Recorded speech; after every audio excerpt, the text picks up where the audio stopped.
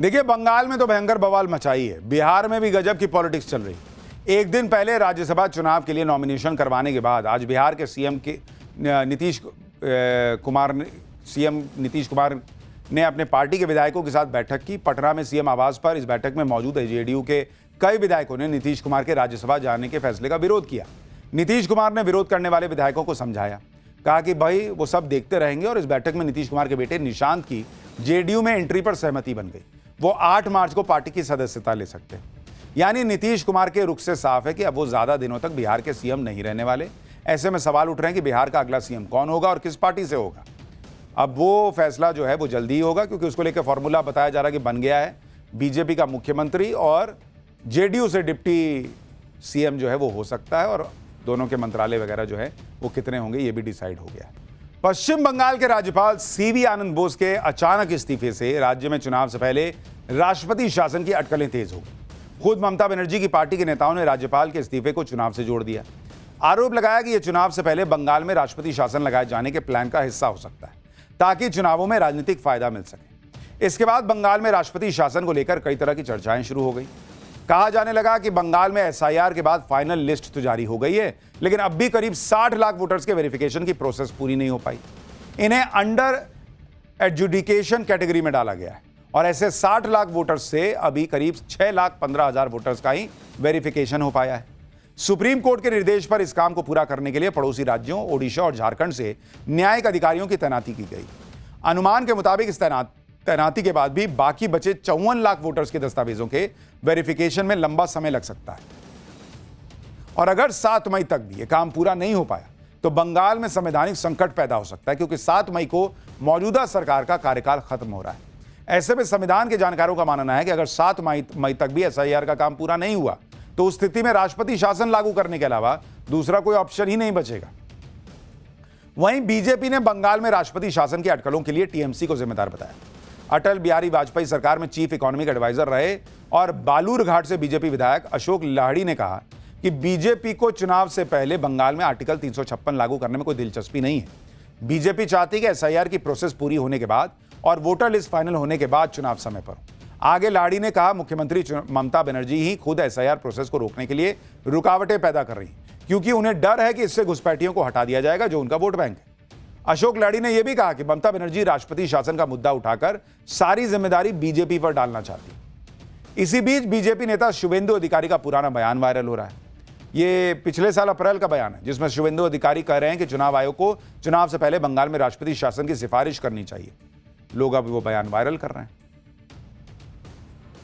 Without presidents rule Bengal में चुनाव अच्छा तरीके से, डेमोक्रेटिक वे से, ट्रांसपेरेंसी से नहीं हो सकता। जहां हिंदू 50% से कम है उस बूथ में ये लोग हिंदू को वोट डालने नहीं देगा। इसलिए on the eve of election ECI should recommend president's rule in Bengal. It's not my demand, everyone demand. Bengal में राष्ट्रपति शासन के अटकलों के बीच बिहार के पूर्णिया से सांसद पप्पू यादव नई थ्योरी ले आए। पप्पू यादव ने कहा कि पश्चिम बंगाल में राष्ट्रपति शासन लागू कर बिहार विधानसभा से प्रस्ताव पारित कराकर सीमांचल और मालदा, मुर्शिदाबाद, रायगंज, दिनाजपुर आदि जिलों को मिलाकर एक केंद्र शासित प्रदेश बनाने का खेल बीजेपी करने वाली है। नीतीश जी को हटाने और लेफ्टिनेंट गवर्नर को राज्यपाल लाने के पीछे ये खेल है। बंगाल में राष्ट्रपति शासन को लेकर जो चर्चा चल रही है उसके बीच ही ममता बनर्जी ने एसआईआर के मुद्दे पर आज आर पार की लड़ाई छेड़ दी। ममता बनर्जी इस मुद्दे पर धरने पर बैठ गई। ममता बनर्जी ने आरोप लगाया कि एसआईआर प्रोसेस के बाद भी वोटर लिस्ट से मनमाने तरीके से नाम हटाए जा रहे हैं। बीजेपी और चुनाव आयोग बंगाली वोटर्स को वोट देने से रोकने की साजिश कर रहे हैं और वो इस साजिश का पर्दाफाश करेंगी। आगे ममता बनर्जी ने कहा कि एसआईआर के बाद जारी की गई लिस्ट में कई वोटर्स को गलत तरीके से मृत घोषित किया गया। ममता बनर्जी का दावा है कि ऐसे 22 वोटर्स के परिवार उनके धरने में शामिल हैं और बाकी परिवारों को भी वो धरने में लेकर आएंगे। बीजेपी ममता बनर्जी के धरने को बंगाल के घुसपैठियों को बचाने की कोशिश बता रही है। गिरिराज सिंह को सुनिए। ममता बनर्जी केवल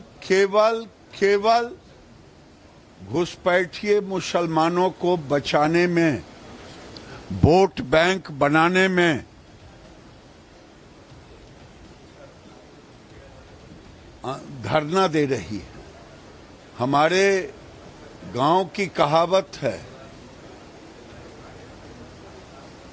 उल्टे चोर कोतवाल को डांटे। ये चोरी और सीना जोड़ी, शर्म आनी चाहिए ममता बनर्जी को। देखिए, बंगाल में तो भयंकर बवाल मचाई है, बिहार में भी गजब की पॉलिटिक्स चल रही। एक दिन पहले राज्यसभा चुनाव के लिए नॉमिनेशन करवाने के बाद आज बिहार के सीएम नीतीश कुमार ने अपने पार्टी के विधायकों के साथ बैठक की। पटना में सीएम आवास पर इस बैठक में मौजूद जेडीयू के कई विधायकों ने नीतीश कुमार के राज्यसभा जाने के फैसले का विरोध किया। नीतीश कुमार ने विरोध करने वाले विधायकों को समझाया, कहा कि भाई वो सब देखते रहेंगे, और इस बैठक में नीतीश कुमार के बेटे निशांत की जेडीयू में एंट्री पर सहमति बन गई। वो 8 मार्च को पार्टी की सदस्यता ले सकते हैं। यानी नीतीश कुमार के रुख से साफ है कि अब वो ज्यादा दिनों तक बिहार के सीएम नहीं रहने वाले।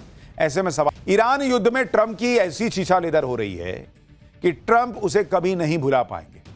सुपर पावर लोग बोलते हैं अमेरिका को बॉस, और ईरान ने मिसाइल और ड्रोन ताकत से इस सो कॉल्ड सुपर पावर को ऐसा पानी पिलाया हुआ है कि ट्रंप को अब जेलेंस्की से मदद मांगनी पड़ रही कि बॉस ईरान के ड्रोन से बचा लो।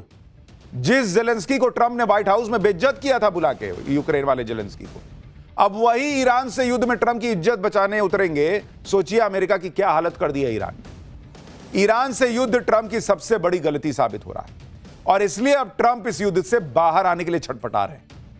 आप देखिए वो कैसे कैसे बयान दे रहे हैं, कैसे ईरान ट्रंप का मजाक उड़ा रहा है। भाई ट्रंप ईरान से कह रहे हैं कि सरेंडर कर दो, तुमको माफी मिल जाएगी।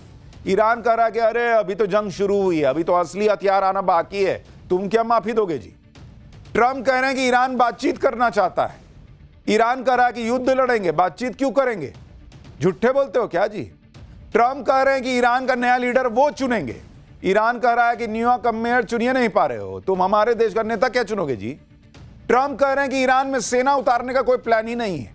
ईरान कह रहा है कि उतारो सेना, हम तो इंतजार कर रहे हैं, आओ ना, बैठे हैं, हम भी इंतजार कर रहे हैं। यानी ईरान ने बता दिया है कि वो झुकेगा नहीं, लड़ता रहेगा, और जो ट्रंप कह रहे हैं, जो हवाबाजी कर रहे हैं, जो माहौल बना रहे हैं, उसमें उन्हीं की बेइज्जती हो रही है। ट्रंप कभी बातचीत का दावा कर रहे हैं, कभी सरेंडर का ऑफर देकर ये चाह रहे हैं कि किसी तरह इस युद्ध से उनका पीछा छूट जाए। कभी कहते हैं सब खत्म कर दिया, इनका एयरफोर्स खत्म, नेवी खत्म, ये खत्म, वो खत्म। तो जब सब खत्म है तो सरेंडर क्या करा रहे हो, फिर सीधा जाओ पकड़ लो। देखिए, किसी तरह बिना बेइज्जत हुए इस युद्ध से एग्जिट का रास्ता तो ढूंढ रहे हैं ट्रंप, लेकिन जितना ऐसा कर रहे हैं और बेइज्जत हो रहे हैं। ईरान कह रहा है कि ट्रंप का प्लान ए, प्लान बी सब फेल हो चुका है। ट्रंप की हालत इसलिए डावाडोल है क्योंकि हर मोर्चे पर वो घिर गए। इधर ईरान सरेंडर करने को तैयार नहीं, उधर अमेरिका में बेइज्जती पे बेइज्जती।